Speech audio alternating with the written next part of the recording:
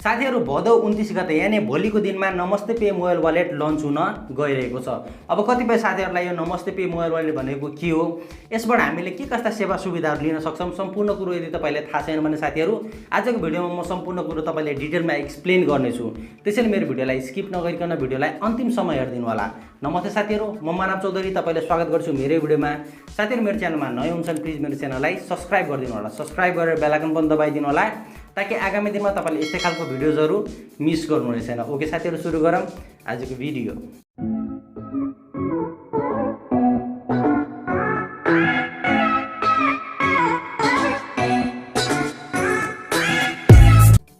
साथीहरु, यो Namaste pay mobile wallet Nepal टेलिकमको अफिसियल मोबाइल वालेट रहेको छ र यो मोबाइल वालेट पनि अन्य मोबाइल वालेट जस्तै कि ई सेवा खल्ती जस्तै नै रहेको छ, जसबाट हामीले विभिन्न पैसाको ट्रान्ज्याक्सनहरु सजिलै गर्न सक्छौं। जस्तै कि साथीहरु बैंकबाट पैसाहरु एड गरेर हामीले विभिन्न भुक्तानीहरु गर्न सक्छौं, जस्तै कि बिजुलीको बिल, पानीको बिल, मोबाइल टपअप अनि अन्य सेवा सुविधाहरु पनि लिन सक्छौं।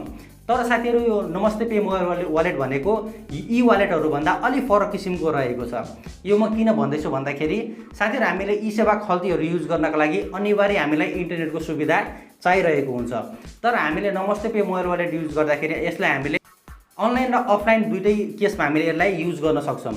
अब धेरै साथीहरुले अचम्म मान्नुहुन्छ होला, हामीले अफलाइनमा पनि यो नमस्ते पे मोबाइल वालेट कसरी युज गर्न सक्छौं त? साथीहरु यसको लागि नेपाल टेलिकमले यूएसडी कोडको सुविधा दिनेछ। जस्तै कि अहिले हामीले एनटीसीमा मोबाइल डेटाहरु लिन्छौं साथीहरु, त्यतिबेला हामीले *1415# कोड डायल गरेर बल्ल हामीले मोबाइल वालेटहरु खरिद गरिरहेको हुन्छौं।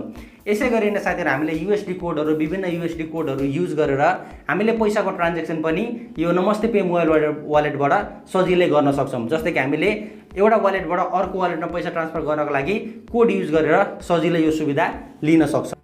साथीहरु यो Namaste pay mobile wallet Nepal टेलिकमको अफिसियल वालेट भोलि भदौ 29 गते लन्च हुन गइरहेको छ। तर नेपाल टेलिकमको प्रबन्धक निर्देशक डिली राम अधिकारीका अनुसार साथीहरु सुरुवाती दिनमा यसमा केही लिमिटेड ब्याङ्कहरु मात्र एभाइलेबल हुनेछ, जसबाट हामीले ट्रान्ज्याक्सनहरु गर्न सक्छौं, पैसाहरु एड गर्न सक्छौं र यसमा लिमिटेड सर्भिस पनि हुनेछ साथीहरु। जस्तै कि हामीले बिजुलीको बिल, मोबाइल टपअप, त्यसपछि इन्टरनेटको बिलहरु मात्र तिर्न सक्छौं र समय अनुसार साथीहरु यसमा अपडेटहरु आउँदै जानेछ र विभिन्न ब्याङ्कहरु पनि यसमा एड हुँदै जानेछ र हाम्रो ब्याङ्कको खाताहरु पनि यसमा एड गरेर हामीले सजिलै यसलाई युज गर्न सक्छौं र विभिन्न सेवा सुविधाहरु पनि बिस्तारै यसमा एड हुने खबरहरु आइरहेको छ। साथीहरु आजको भिडियोमा यही नै थियो अपडेट नमस्ते पे को बारेमा।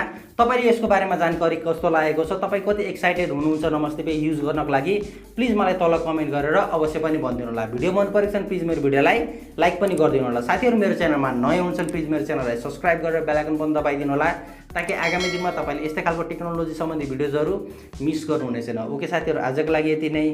जय नेपाल।